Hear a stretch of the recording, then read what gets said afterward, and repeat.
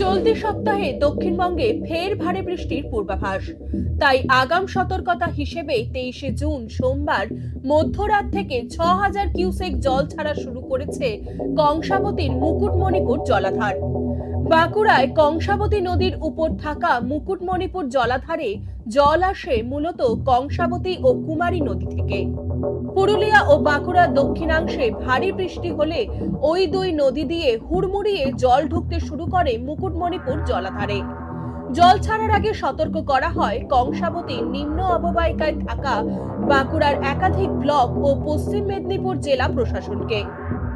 যদিও মুকুটমণিপুর জলাধার থেকে ছাড়া এই জলে বন্যা পরিস্থিতির তেমন সম্ভাবনা নেই বলে দাবি কংসাবতী সেচ কর্তৃপক্ষের।